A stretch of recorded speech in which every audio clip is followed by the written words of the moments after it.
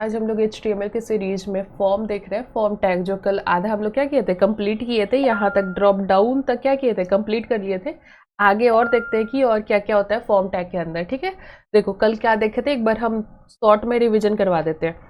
सबसे पहले एक देखे थे कि यहाँ पे फॉर्म बनाने के लिए फॉर्म टैग का यूज करते हैं, उसमें लेबल लिखने के लिए लेबल टैग का यूज करते हैं, इनपुट बॉक्स बनाते हैं जिसमें हम लोग डेटा इनपुट करते हैं।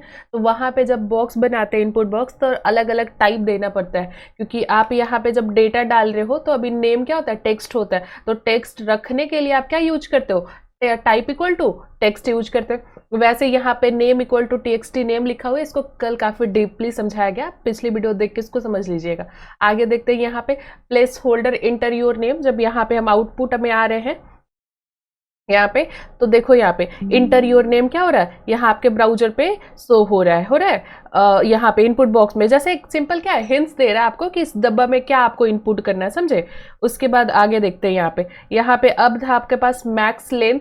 मैक्स लेंथ का क्या काम है कि इस इनपुट बॉक्स में कितना कैरेक्टर इनपुट हो सकता है। तो मैक्स लेंथ इक्वल टू 10 लिखा हुआ, मतलब क्या हुआ कि यहाँ पे 10 कैरेक्टर भी हम इनपुट कर सकते हैं। उसके बाद है यहाँ पे रिक्वायर्ड, इसका मतलब है कि इस इनपुट बॉक्स का वैल्यू डालना जरूरी होगा, अगर नहीं डाले तो हमको सबमिट होने नहीं दिया जाएगा। जैसे क्या देखो यहाँ पे हम यहाँ पे आए, जैसे हम सबमिट बटन पे क्लिक किए, यहाँ पे सबसे पहले ये एक वार्निंग आ गया कि आपको क्या करना है, इस फील्ड का वैल्यू फिल करना पड़ेगा, तभी हम क्या होने देंगे, सबमिट होने देंगे, समझे।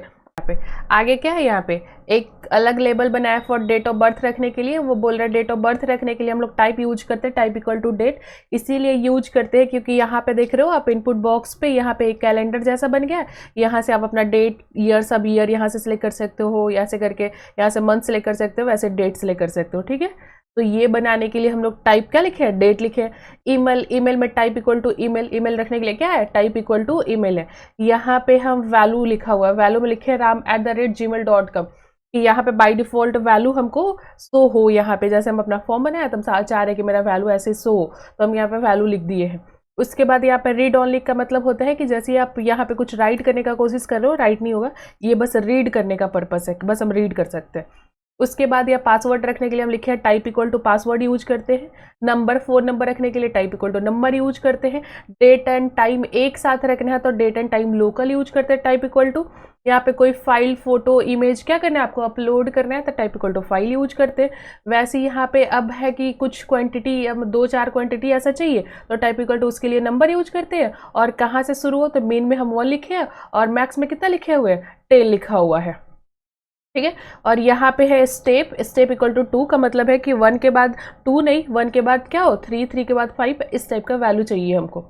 ठीक है, उसके बाद यहाँ पे देखो एक लेबल बना हुआ किसका, जेंडर का, जिसमें 2 रेडियो बटन बनाए हैं, टाइप इक्वल टू रेडियो और यहाँ पे टाइप इक्वल टू रेडियो। मतलब क्या होता है, ये जो आप सर्कल जैसा देख रहे हो बटन, इसको हम लोग बोलते हैं रेडियो बटन। इसमें से कोई एक वैल्यू क्या करना है आपको, सिलेक्ट करना है, तो आप ऐसा रेडियो बटन बना के सिलेक्ट कर सकते हो। उसके बाद ये जो आप स्क्वायर वाला बटन देख रहे हो, इसको बोलते हैं चेक बॉक्स। ये बनाने के लिए आपको लिखना होता है type equal to check box. ठीक है, उसके बाद ये जो आप सिंबल देख रहे हो, ये हमारा ड्रॉप डाउन का सिंबल है कि जैसे आप इस पर सिलेक्ट करोगे काफी ऑप्शन आपके सामने आएगा, जो ऑप्शन चाहिए आपको क्या करो, उसको सिलेक्ट कर लो। वैसे यहाँ पे रिसेट बनता है ना, मतलब क्या होगा कि जब भी आप कोई वैल्यू डाल रहे हो और कुछ गलत वैल्यू डाल दिए हो, उसको आपको एक साथ रिमूव करना है, तो यहाँ से रिसेट बटन पे क्लिक करोगे। वैसे ही यहाँ पे डेटा अच्छे से क्या हो गया, हम भर लिए, तो हम इसको इस सबमिट बटन से क्या कर सकते हैं, सबमिट कर सकते हैं।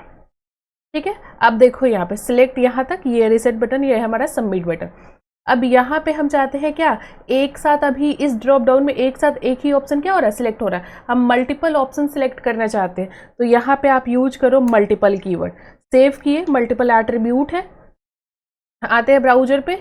यहाँ पे देखो ये इस टाइप का, अब ये HTML भी चाहिए था हमको और जावास्क्रिप्ट भी कोर्स चाहिए था, तो हम कंट्रोल दबा के जावास्क्रिप्ट भी क्या कर सकते हैं, एक साथ मल्टीपल वैल्यू को सिलेक्ट कर सकते हैं। किसकी हेल्प से, तो मल्टीपल एट्रीब्यूट के हेल्प से। ठीक है, अब जैसे ही आप पेज रिलोड कर रहे हो तो देखो यहाँ पे एक बार इसको हम कॉपी करके दूसरा ड्रॉप डाउन बनाते हैं। देखो कंट्रोल V, यहाँ से हम क्या करते हैं, ये मल्टीपल हटा देते हैं, अब सिंपल रहने देते हैं, एक बार ब्राउजर पे जाते हैं। अभी बाय डिफॉल्ट में क्या दिख रहा है, यहाँ पे HTML दिख रहा है। अब यहाँ हम चाह रहे हैं कि जैसे पेज रिलोड हो तो यहाँ पे क्या दिखे, जावास्क्रिप्ट दिखे। तो जावास्क्रिप्ट को सिलेक्ट करना है हमको, तो यहाँ पे एक आपको एट्रीब्यूट देखना होगा सिलेक्टेड नाम का, सिलेक्टेड। सेव किए, जैसे पेज रिलोड करेंगे क्या दिखेगा हमको, जावास्क्रिप्ट। जावास्क्रिप्ट यहाँ पे क्या दिख रहा है आपको, जावास्क्रिप्ट। चलो यहाँ तक आप समझ गए क्या। यहाँ पे सिलेक्टेड हम लोग लगाए किसके लिए, कि हम जब भी ब्राउजर पे जाए तो हमको जावास्क्रिप्ट क्या हो, रिलोड पे हमको दिखे, यहाँ पे सिलेक्टेड दिखे। ठीक है, तो यहाँ पे सिलेक्टेड देख लिया हम लोग, मल्टीपल एट्रीब्यूट देख लिया। आगे देखते हैं यहाँ पे आगे होता है एक डेटा लिस्ट। मतलब क्या होता है कि जैसे आप एक इनपुट बॉक्स बना रहे हो और हम चाह रहे हैं कि उस पर जैसे कर्सर लेके जाए तो उसमें सजेशंस आ जाए। ठीक है, सजेशन लाने के लिए हम लोग एक इनपुट बॉक्स बनाते हैं और उसके लिए डेटा लिस्ट बनाते हैं। एक बार देखो तभी समझ आएगा।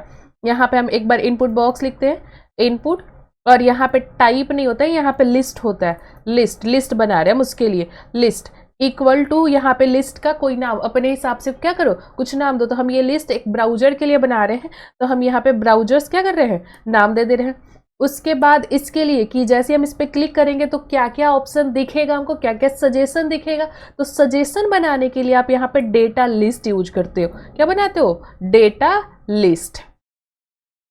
उसके बाद यहाँ पे अब ये कैसे पता चलेगा कि ये जो डेटा लिस्ट बना हुआ है फॉर ये इनपुट बॉक्स के लिए बना है। तो यहाँ पे आपको एक यूनिक आइडेंटिफिकेशन लगाना होता है, आईडी, और जो लिस्ट में नाम दिए हो वही नाम आपको इस आईडी के अंदर देना होता है, जिससे इन दोनों के बीच में रिलेशन बने। और जैसे हम इनपुट बॉक्स पे क्लिक करें तो इस डेटा लिस्ट में जो जो ऑप्शन है वो आपको दिखाई दे। ठीक है, तो यहाँ पे ऑप्शन रखने के लिए यहाँ पे हम लोग ऑप्शन टैग का यूज करते हैं, ऑप्शन। और यहाँ पे वैल्यू में क्या क्या रखना है, तो हमको एक क्रोम रखना है, क्रोम रखना है। उसके बाद इसका जरूरत नहीं पड़ेगा, हटा देते हैं। Ctrl+C कर लेते हैं, Ctrl+V कर लेते हैं, एक और Ctrl+V कर लेते हैं। ठीक है, हम इसको हटा देते हैं और इसको भी हटा देते, रिमूव कर देते हैं। उसके बाद यहाँ पे क्रोम है, यहाँ पे फायरफॉक्स लिख देते हैं। ठीक है, और यहाँ पे हम एक लिख लेते हैं क्या, इंटरनेट ब्राउजर, चाहे एज लिख लो। सेव कर दिए।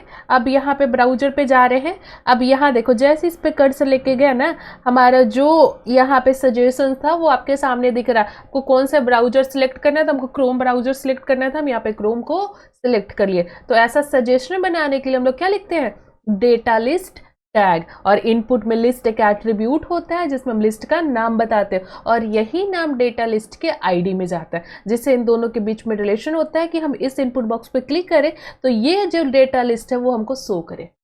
ठीक है, समझे, ये चीज होता है। अब आगे देखो, डेटा लिस्ट हो गया। अब यहाँ पे आप एक चीज देखो, यहाँ पे एक बार हम यहाँ लेके जाते, फील्ड सेट का आपको एग्जांपल दिखाते। देखो ये जो आपको दिख रहा है ना सामने, इस टाइप का कि एक बॉक्स बना हुआ है और उसमें क्या रखा हुआ है, उसमें यहाँ पे फॉर्म रखा हुआ। तो ये बॉक्स बनाना, उस पर ये पर्सनल इंफॉर्मेशन लिखना, ये कैसे होता है, तो ये सब फील्ड सेट टैग के हेल्प से होता है। देखो यहाँ पे समझो, यहाँ पे हम एक फील्ड सेट बनाते हैं, या फॉर्म के नीचे ही बना लेते हैं। चलो, फील्ड सेट यहाँ पे हो गया। अब इनपुट बॉक्स इसमें रखना है तो हम बनाएंगे नहीं, हम ऊपर से कॉपी करके ले आते हैं। यहाँ से कुछ बॉक्स क्या करते हैं, लेके चले जाते हैं। Ctrl+C, और हमारा कहाँ पे है, फील्ड सेट नीचे है, तो हम इस फील्ड सेट में पेस्ट कर देते हैं। सेव कर दिए।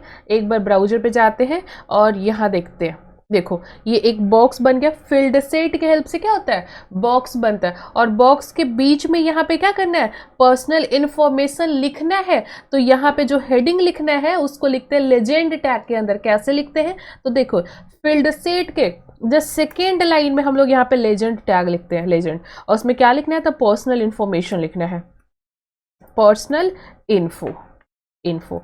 ठीक है, हम इतना लिखे, सेव कर दिए।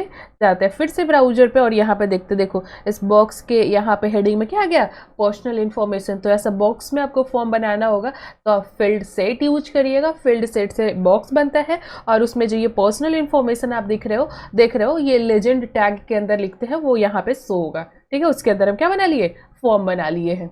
ये क्या होता है आपका, बाकी होता है यहाँ पे हम लोग क्या देखे थे, एक डेटा लिस्ट देखे थे, और उसके बाद यहाँ पे ये क्या देखे हैं, फील्ड सेट देखे हैं। ये सब टैग हमारा क्या था, रह गया था। चलो, तो यहाँ तक आप देख लिए, क्या तक देख लिया, फील्ड सेट लेजेंड समझ लिए।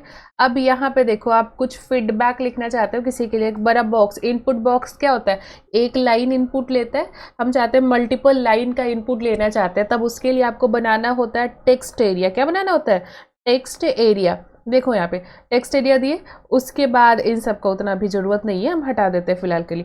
यहाँ पे सबसे पहले कितना रो चाहिए आपको और कितना कॉलम चाहिए, तो हम यहाँ पे बोल रहे हैं रो रखने के लिए हम लोग हमारे पास रोज नाम का क्या है, एट्रीब्यूट है। कितना रो चाहिए, तो हम बोल रहे हैं 5 रो कम से कम दे देना हमको। और कॉलम्स आपको कितना चाहिए, कॉल्स, कॉलम्स लिखने के लिए कॉल्स, तो हम बोले यहाँ पे कम से कम 40 कॉलम हमको दे देना लिखने के लिए। सेव किए, यहाँ पे आते हैं ब्राउजर पे और देखते हैं ये जो बॉक्स आपको बना ना, इसी को क्या बोलते हैं, टेक्स्ट एरिया। यहाँ पे मल्टीपल लाइन हम क्या कर सकते हैं, इनपुट कर सकते हैं, लेकिन ऐसा सुविधा नहीं था किसमें, इनपुट बॉक्स में। इनपुट बॉक्स में बस हम एक लाइन क्या कर सकते थे, इनपुट कर सकते, तो मल्टीपल लाइन इनपुट करने के लिए हम लोग यूज करते हैं टेक्स्ट एरिया।